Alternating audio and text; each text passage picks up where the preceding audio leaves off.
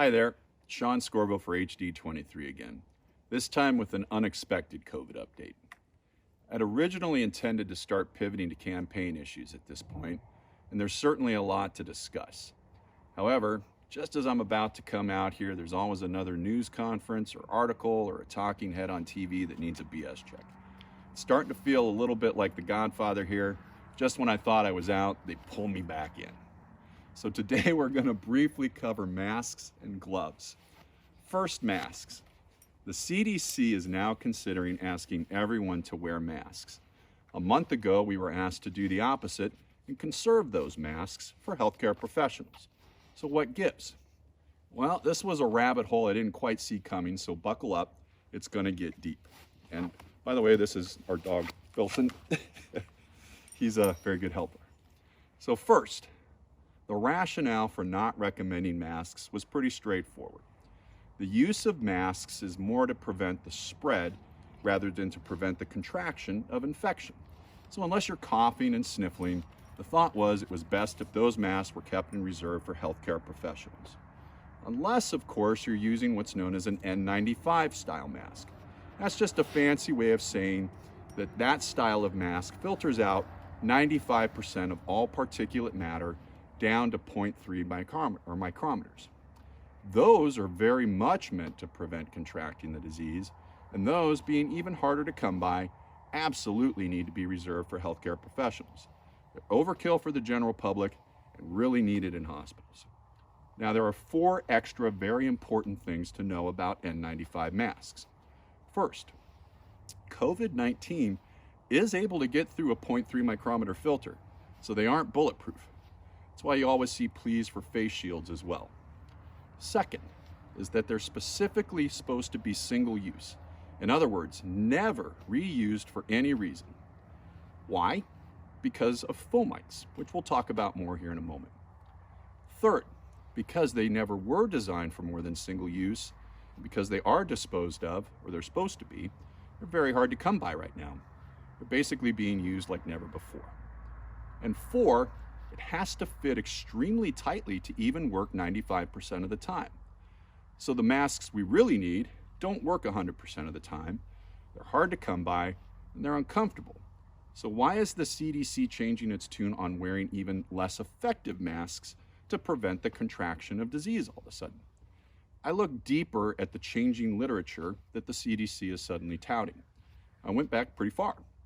And to summarize, there was nothing there other than a few opinion pieces in admittedly respectable scientific journals that said it made sense for the general public to wear masks even if there was no evidence to support it worked. It was basically a call to common sense to at least ask the public to wear masks if they had symptoms and were coughing or sniffling. That was it. No new bombshell study, no new data. So we've come full circle. Just like before, wear masks if you're symptomatic. It prevents spread. That's where the recommendation started in the first place. That's probably where they should stay. Everything else suddenly new about masks is an opinion without evidence to back it up. And it certainly appears at this point to be more about delivering a false sense of security. Once again, unless you're sick, don't worry so much about wearing a mask. There are people that need that mask, mostly in hospitals. Now on to gloves. Much less controversial, thank goodness.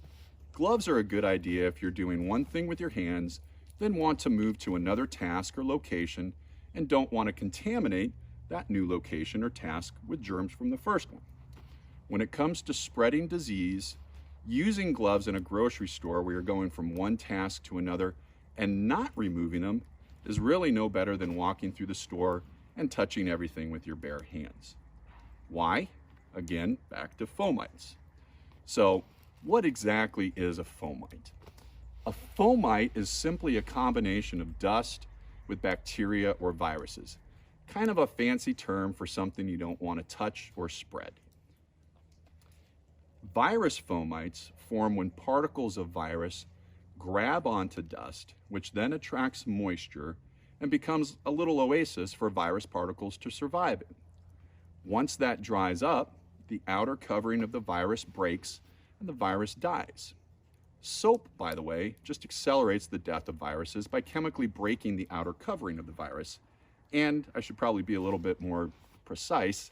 You don't actually kill a virus, you just prevent it from replicating. So, fomites. These fomites transfer from one surface to another as you go from touching your steering wheel to, say, a store watermelon, to the checkout stand, and maybe even back to your car. Fomites transfer to everything you touch. In the end, because people aren't taking off the gloves between tasks or different locations, really the only good that gloves provide is your own self-protection. And that's if you take them off right. So how do you take them off right? Well, at this point, the Boy Scout in me is coming out. Always be prepared.